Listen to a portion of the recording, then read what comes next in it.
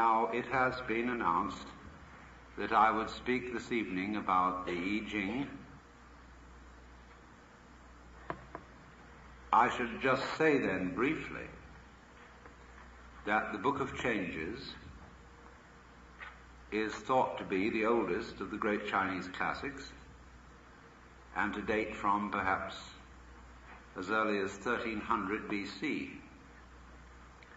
Although perhaps the figures of which this classic is a discussion may be much earlier than that, they may go back to the earliest phases of human thought, because the I Ching really is the ground plan of the way in which the Chinese think, and not only the Chinese. It's almost a mapping of the thinking processes of man.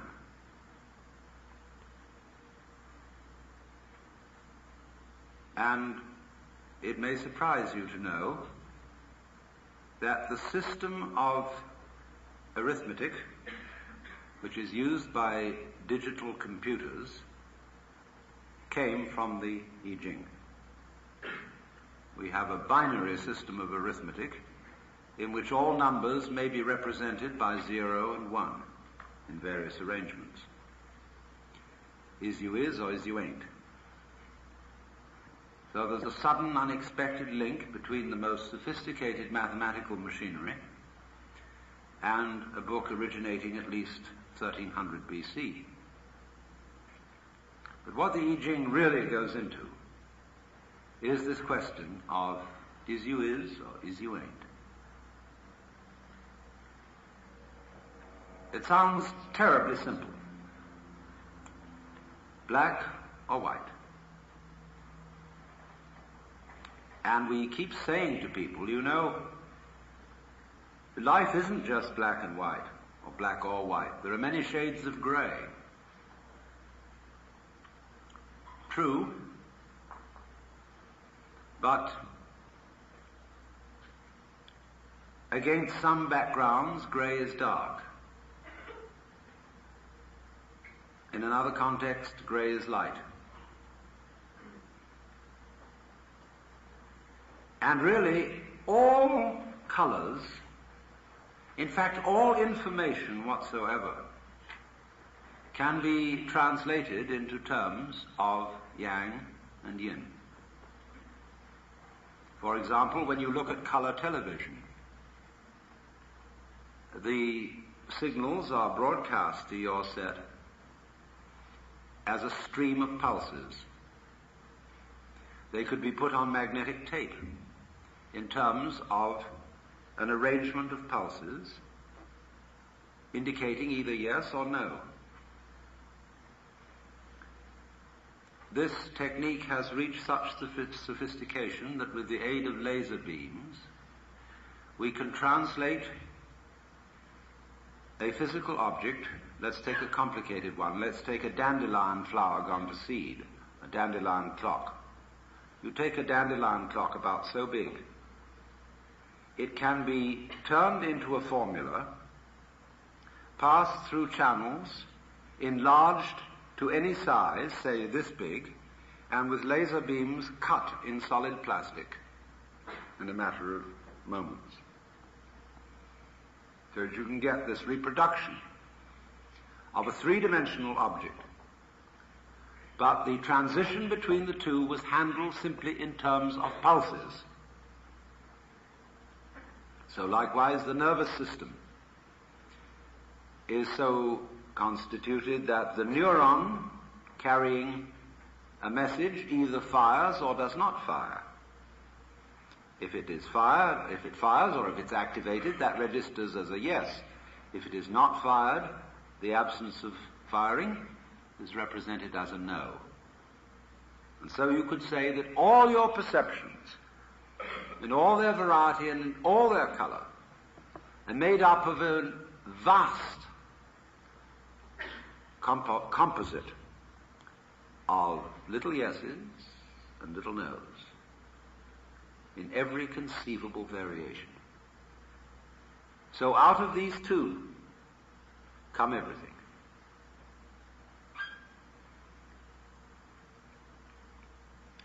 Yang means the positive, and yin the negative. Yang is identified with the south or sunny side of a mountain, yin with the north or shady side. And note at this moment that you cannot have a one-sided mountain. Imagine it. And this then is the crucial thing that one must understand about the Yang-Yin philosophy,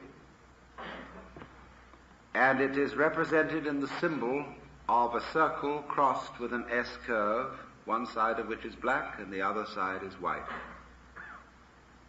And so they're like two fishes. And in the head of the black fish is a white eye, and in the head of the white fish there is a black eye.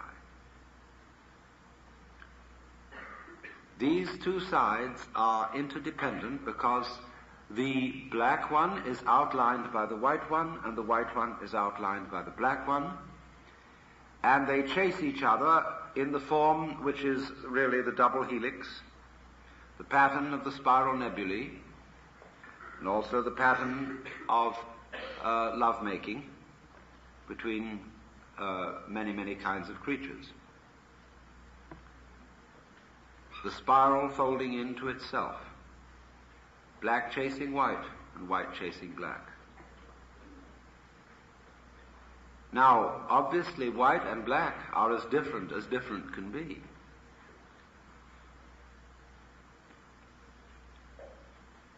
When we say of someone that he's an awful liar and a con man, you say, why, he could prove to you that black was white. But strangely enough, black is white in a certain sense, and white is black. If you take the copulating word is to mean implies, because black implies white, and white implies black, or positive implies negative, and negative implies positive, because you can't have the one without the other. So to put this into clear words, we can say explicitly black and white are different, but implicitly, that is to say, by implication, they are one. So exoterically, outwardly, the positive and the negative of life are very different. Life is different from death, and good is different from evil. But esoterically, the secret is that they are one. As God says through the prophet Isaiah, I am the Lord and there is none else. I form the light and create the darkness. I make peace and create evil. I, the Lord, do all these things. But that information is not normally handed out from the pulpit. So we have to begin then seriously considering yang and yin, black and white. First of all, if I have a black background, somehow I am tempted to make a white mark on it. If I have a white background, I am tempted to put a black mark on it. Because if there were nothing to see but black, that would be tantamount to being blind, because there would be no difference. Nothing would matter. Nothing would make a difference. So there wouldn't be anything. Likewise, if everything were white, it would be as good as being blind, for there would be no difference. It is only by contrast, when black and white are put together, that we know black as black and white as white. However, now, when I look at a small white circle or disk on a black background, or a small black disk on a white background, I once get this in my thought: which is positive and which is negative? Does black represent the negative because it's dark? Like night.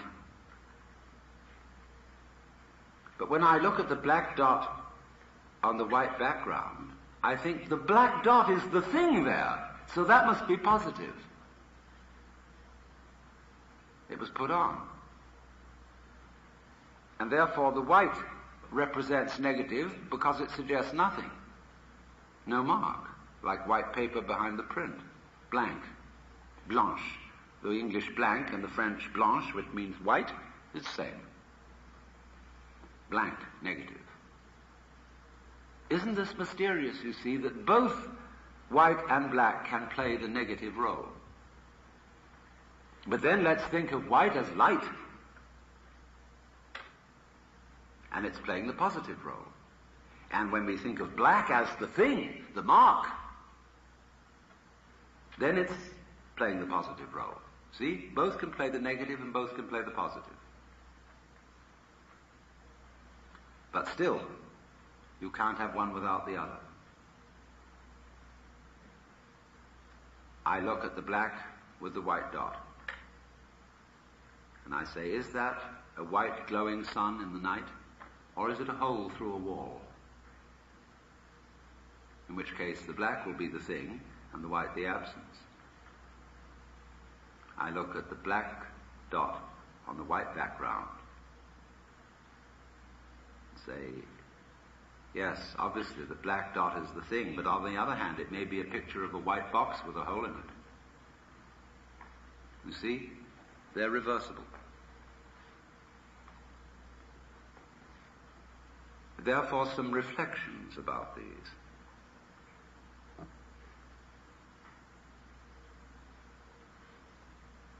It isn't easy for a human being, the way we've been trained, to notice that you can't have one without the other.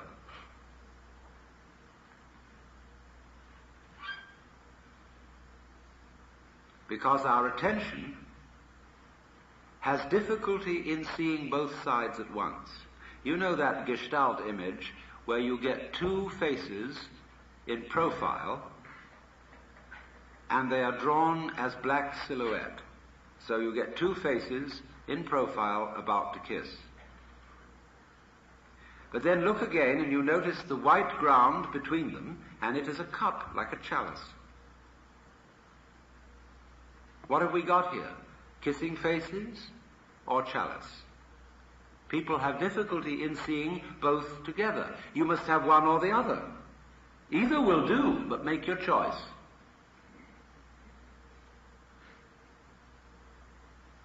It's like, are you going to be a boy or a girl? Either will do, but you have to choose one of them. And yet, bodhisattvas are always represented as hermaphrodite, as being, as it were, bisexual, transcending sexual differentiation. Because after all, everybody who exists is the result of a boy and a girl. Boys can't be boys without girls, and girls can't be girls without boys. They are very different.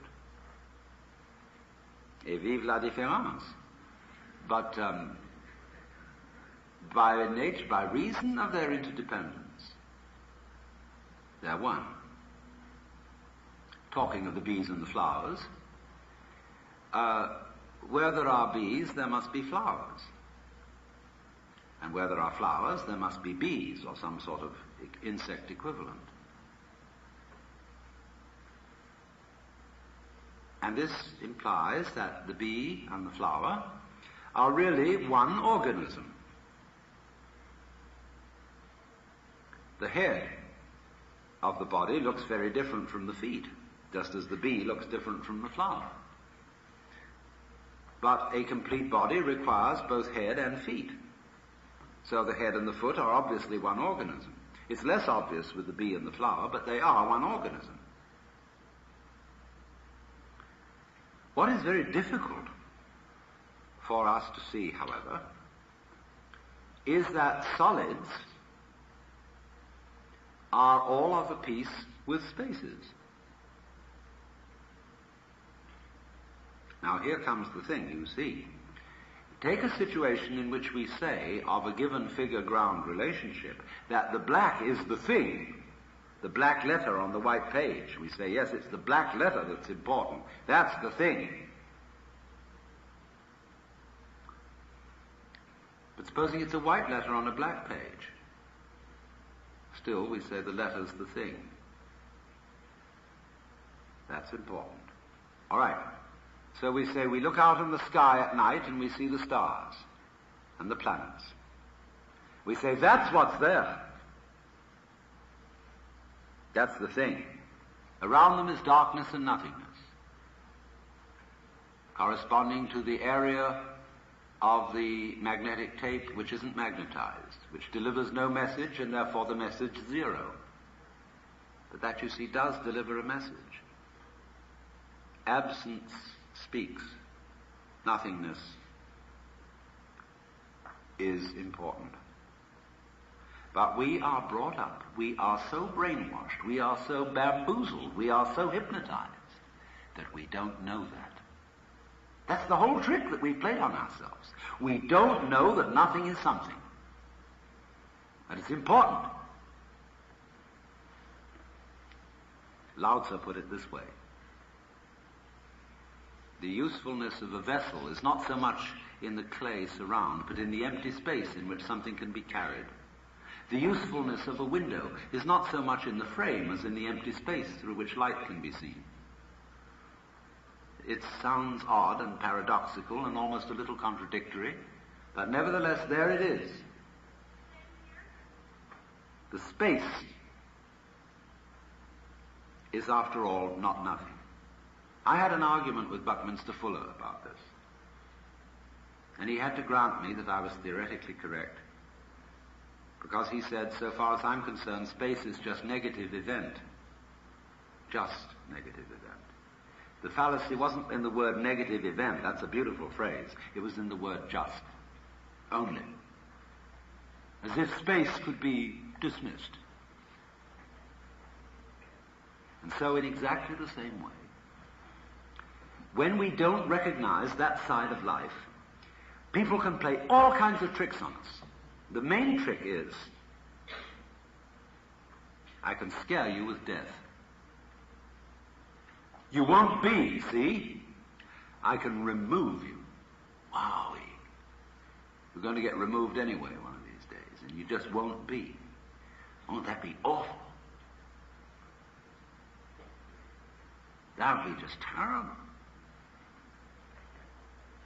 You know, supposing you won't be, there will be nobody to realize how terrible it is. But this is the thing, that this is one of the great tricks of life, and you have to be watching for this, as people use it, because they've all been taught to use it. It's really the fall of man. It was not to recognize the other side. So everything that we think of as nothing, space, empty space, death, sleep, dissolution, decay, any sort of weakness, anything that goes against structure, that is against the thing, that we think is bad, bad, bad, and we're trying to get a world where that side of things is rendered impotent. Nothingness must no longer constitute a threat to somethingness. In other words, we want to play black and white, and if we'll call white the light and the positive, white must win. That's the game we're trying to play. Not realizing that there cannot be winning without losing. If white must win, black must lose. But if black loses, we can congratulate black for having helped white to win. Because unless black loses, white won't win.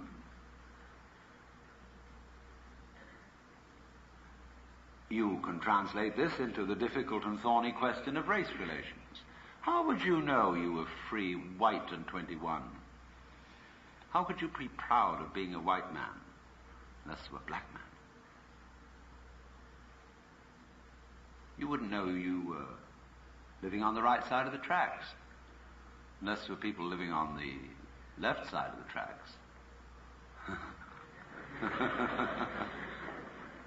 You know, there's an IQ thing that says up is to down as blank is to left, or left is to blank. You're supposed to fill in, you know. I would put taken. Anyway, taken and left. Right and left. Right and wrong. These opposites get tricky. But the point is, people are afraid of the negative one. Don't be negative. The power of positive thinking. That's all nonsense. The negative is the source of the positive. This is absolutely fundamental to the I Ching. This is why in the hexagrams, of which is the I Ching is about, 64 combinations of 6 black and white symbols. Actually, they use an unbroken line for the positive and a broken line for the negative. 6 such lines. There are 64 combinations of groups of 6, or hexagrams. And in all those, there is not one bad one. There is no sign of the I Ching which you can draw and the oracle tell you this is just plain bad. Because you can get to the very end of the night, the blackest pitch black, and it is precisely at that moment that the yang, the positive element, is reborn. Because you see, it is recognizing that energy is waves, energy is pulsation. Now you can't have a pulse without a vibration. It sounds, if I go,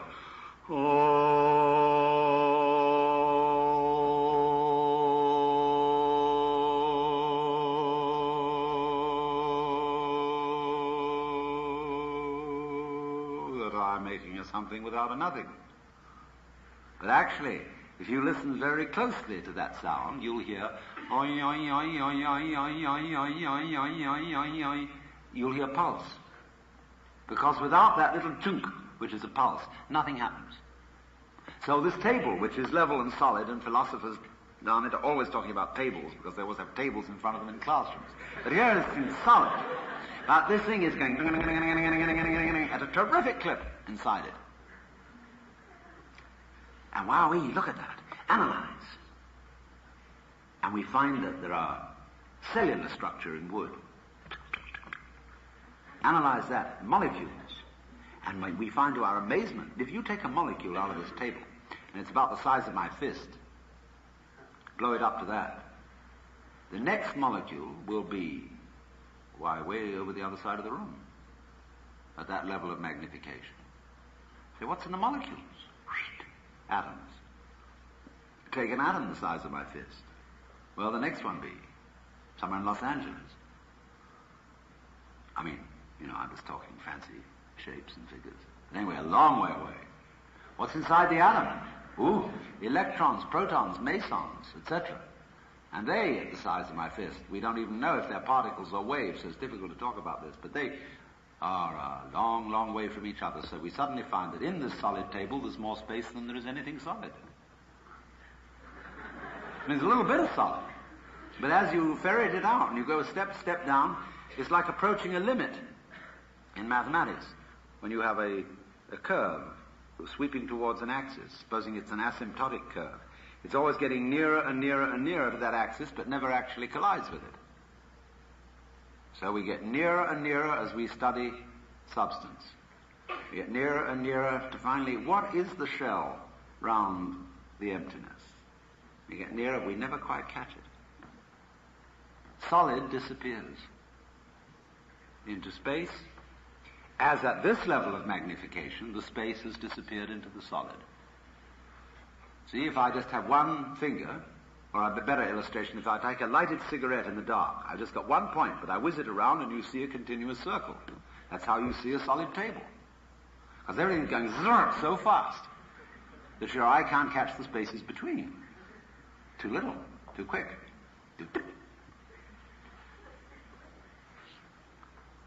So, looking at things from one point of view, we find a lot of emptiness. Looking at them from another point of view, we find a lot of solid.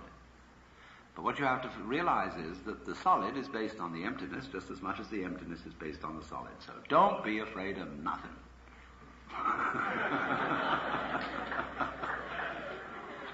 It can't bite you. It's only something that can bite you. There's nothing to be afraid of in nothing. And yet, mysteriously, nothing is the source of something. It's like the womb and the seed.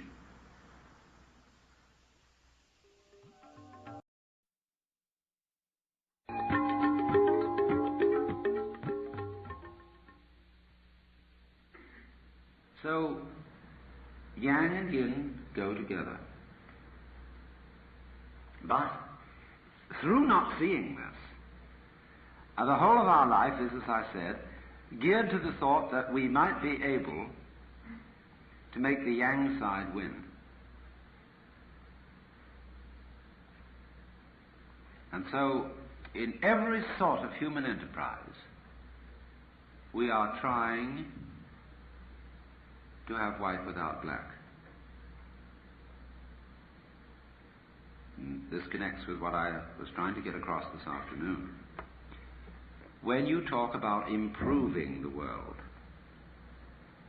you are meaning presumably that you want it more white than black, or whichever one you call the good one. Maybe you think the black is the good. That's all right, makes the slightest difference. You know, which side are you going to take in the game of chess, the black or the white? Doesn't make much difference, except white gets first move.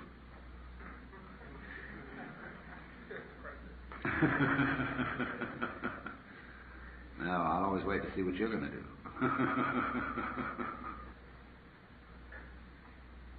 We think, could we get rid of the other one? Now, as you know, in all matters of practical living, it never works. You think now,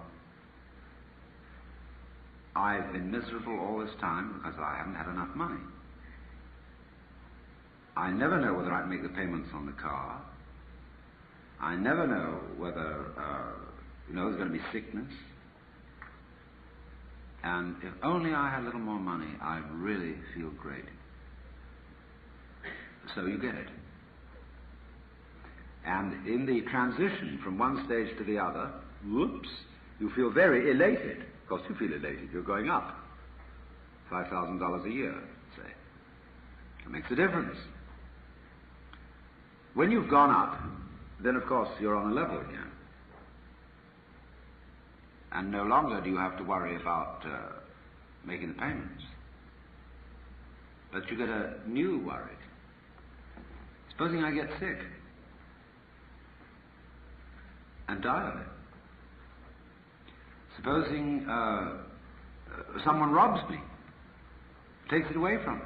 Worry about that. You say, oh, I'd feel so much happier if I had a medical examination. As you go to a fancy doctor. And he says, I can't find anything wrong with you. But then always there might be burglars, so you get an alarm system and new locks, and finally you go to the Homes Patrol and get a private guard to watch you, and that makes you feel better for a while, except then it begins to nag you. See, if I have that Homes Patrol man out there, they'll know I've got something. Maybe I better have two men on the job. So, it grows. You worry. Because you found out that you didn't get yang without yin.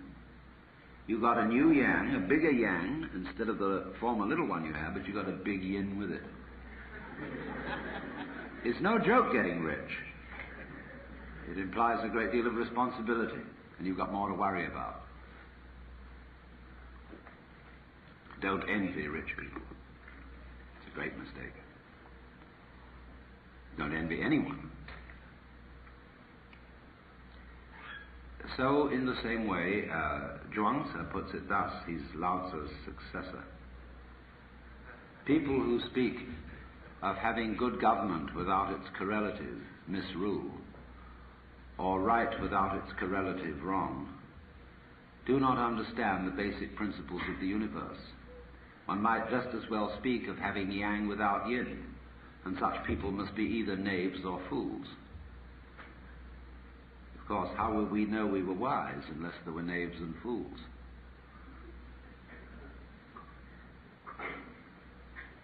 But here it is, you see. You cannot beat the game. You can have the temporary illusion of winning, but by compensation you will ever so often have the temporary illusion of losing. When you go down a step from yang to yin, you'll feel, I've lost something. When you go up a step from yin to yang, you'll feel, I've gained something. How would you know gain without loss? How could you have the sensation of more unless in relation to the sensation less? For sensation is simply awareness of contrast. That's what life is. Now, if we realize that, we get the same feeling of frustration as I wanted to give you this afternoon, in trying to make it clear that so far as the improvement of ourselves and of the world is concerned, there's absolutely nothing we can do about it. And this is simply another way of saying the same thing. You cannot have more yang than yin. You cannot play a game which is win and no lose, or a game in which everyone wins. You're stuck with it. Now, in just the same way, if we recognize that, applying yang and yin to all the possible situations of life, we get this awful feeling of, so what's the use? I mean, what do you expect me to do? Jump into the river and drown?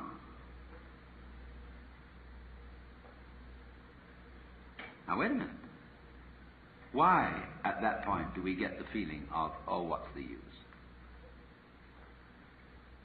Simply because we've found that our favorite game won't work.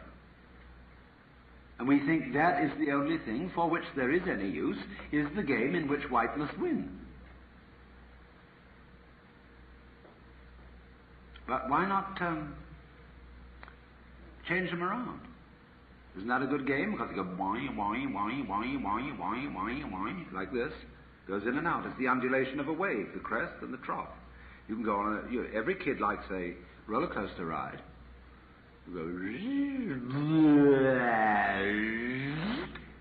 it's great.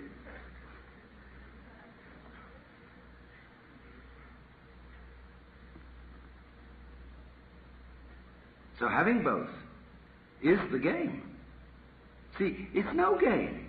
What we think is the game isn't a game at all. To win all the time. Win, win, win. That's no game. Because the game is always the hide and seek. Now you see it, now you don't. The game is the story in which the villain might win. And the whole idea of drama is to make it seem to the audience that the villain absolutely must win. There's no way out, and then suddenly, for whom, the secret thing is revealed and the hero wins. Or if you want a good cry, have a tragedy and the villain wins. But don't you see, there is no vitality unless there's that negative element. The villain, the devil, the nothing, the death, the out. You've lost. Finish. Bye-bye. Quits. See, if that's not there, then the other one isn't there. And you're always winning. Supposing you sit at home with your wife and you play cribbage. Lots of married couples try to forget holy deadlock by playing games at home.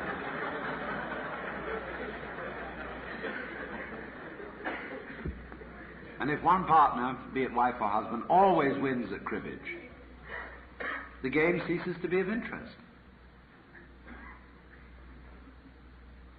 Because every good player likes a sprightly opponent who sometimes wins. Wins just a little bit less than me, mind you, but wins a great deal of the time. Yes, it's okay. Just a little bit. No. So, if you don't have the unknown space, death, darkness, negative, you don't have the light.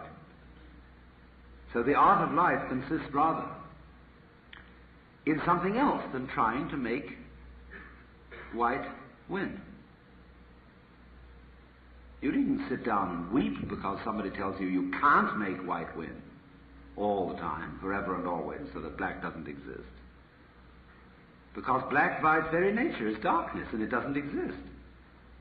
You're trying to make it not exist. It's irrelevant. The very fact that it doesn't exist is its power.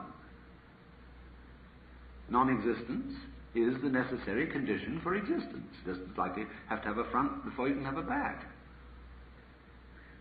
or a back before you can have a front. They come into being together. So do existence and non-existence. So what are you afraid of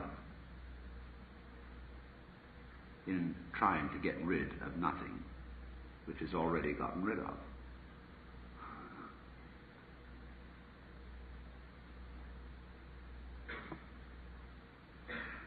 So we think,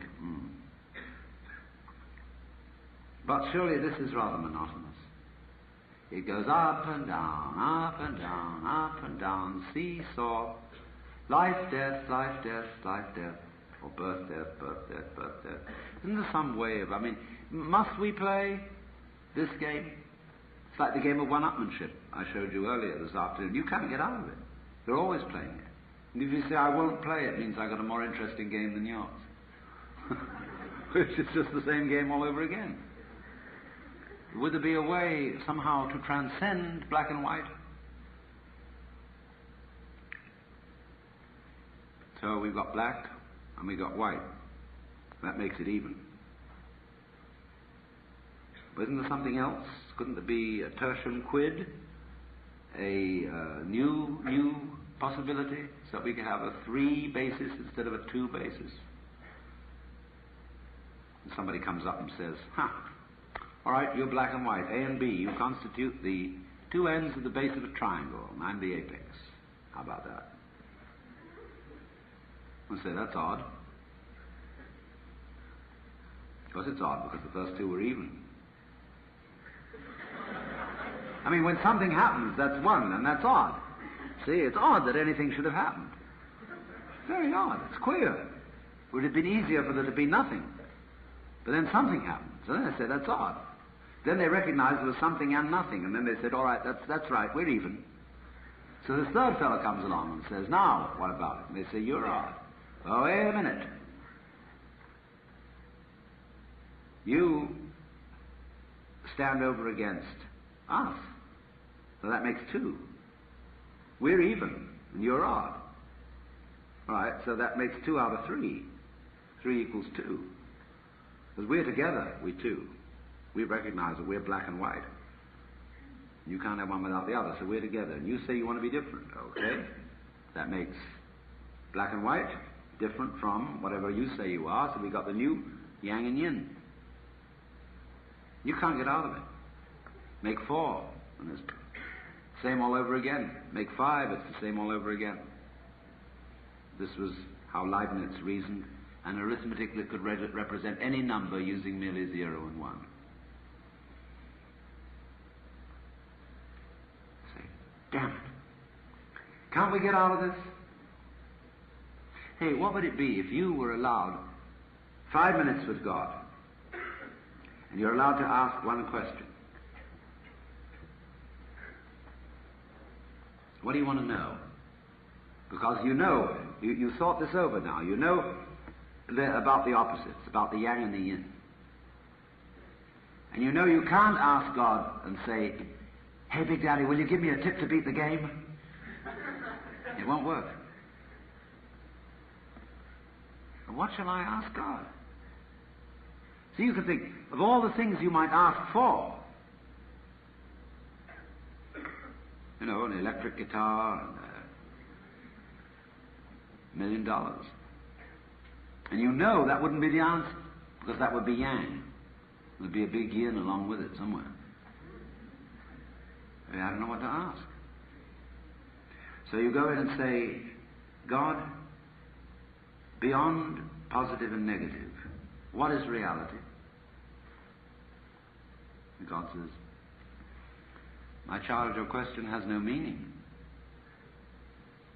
Oh dear, you thought, there it's gone, my one chance lost. You think, you get a friend of yours and say, hey, look, you go in. And tell me what he says. You ask him, what question should I ask you? He goes in and says, oh God, what question should I ask you? And God says, so you do want a problem.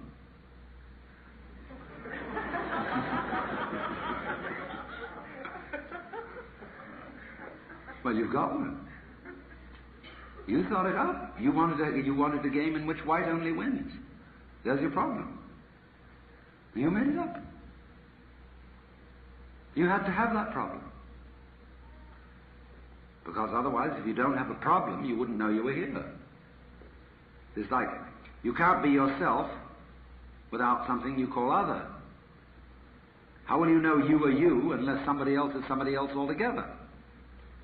In other words, the sensation that I here, living, sensitive, alive, peeking out, beady-eyed out of my skin, entirely is with reference to something over there, which isn't me. I don't know what it is, but it works all by itself, and this is pretty scared of it. And there it is. But I can't have this feeling without that feeling. There's the same hocus-pocus going on here. If I can't feel me without having other, that's exoteric. Esoteric means I am the other. They're inseparable. How can you have self without other? How can there be other without self? You other on me and self on yourself. I self on me and other on you.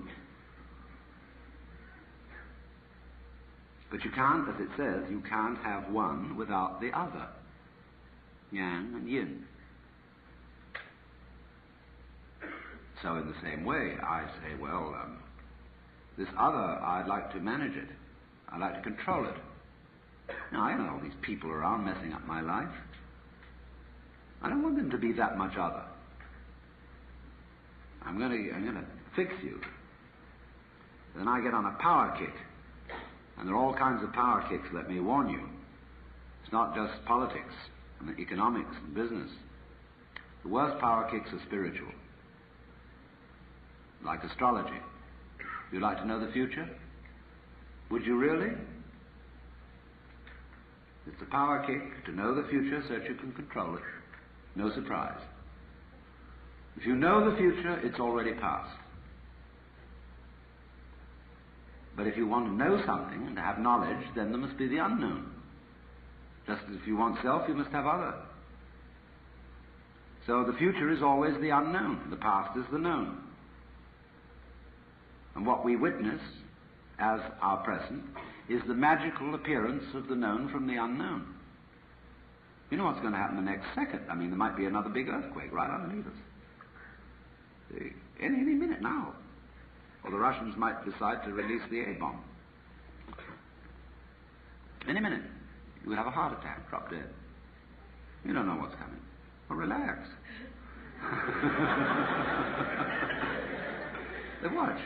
Watch this thing happen. It's incredible. Just watch it. You, it, self-other, it's this vibration going on.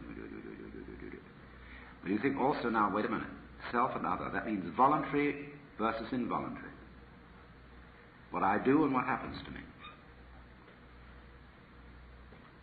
Now, what do? Well, I walk, I think, I talk, I move my hands. I can be nice to you or nasty to you. I would regard both as my doing. But what about my blood circulation? I normally think that that happens to me. I mean, if my heart would stop, I wouldn't say I'd done it. I would have said it happened to me. But Buddhists will say, your heart stopped, that was your karma. And karma means nothing else except doing. It's your doing that your heart stopped. You know, that doesn't mean, don't take it literally in a superstitious way that because you spat in someone's face in a past life, you're having heart failure as a punishment for it this time around. The universe is not geared to be a kind of judicial system. I mean, a lot of priests figure it that way in order to frighten people. But karma means simply, if you die in a plane crash or have a heart attack, it's your doing. But that simply means you've got to rethink what you mean by doing. Now, I've already proved to you that black is white. So now I'm going on to prove to you that what you do is what happens to you, and what happens to you is what you do. Because you can't tell the difference between doing. You can't tell what you mean by doing unless something happens to you to contrast it with, and vice versa. You can't say of something that happens to you unless it feels different from something you do. Now let's take a look at our breath. Are you doing it, or does it happen to you? If we do breathing exercise, you can feel I'm doing it. Just I'm breathing in just as I might raise my hand. But after a while I breathe out. I feel I'm breathing out. And I can forget all about it, and it goes on. And it happens to me. That's why in yoga means union, joining, same as the Latin jungere. Why in yoga you breathe. Breathing is the main thing in yoga, because it's to teach you that there's no difference between what you do and what happens to you. You learn that through breathing. You can make the very best breath. See, we get into Christian terms here. The Holy Spirit, spirit means breath, see? Spiritus in Latin, pneuma in Greek, ruach in Hebrew. Breath. Now, there's ordinary breath, when you know, most people's normal breathing. Or forced breath, when when people try to sing and their voice is forced. But then the next breath is called Holy Spirit, holy breath. That's when the breath is no longer forced, it happens. When it's nirvana breath, blow out, same thing as Holy Spirit. And then that, you see, that unforced one.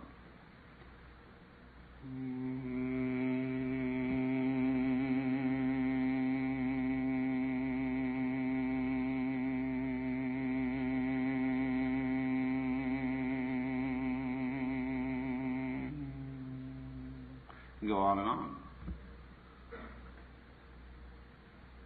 So, that's why when monks chant, or devotees of any kind chant, they have the idea that I am a flute, and the breath, the prana, the spiritus of the divine flows through it. It's what chanting's all about. Make yourself a tube for the divine wind. But that also means realize the unity of the voluntary and the involuntary. That's really what's meant by doing the will of God. Do the will.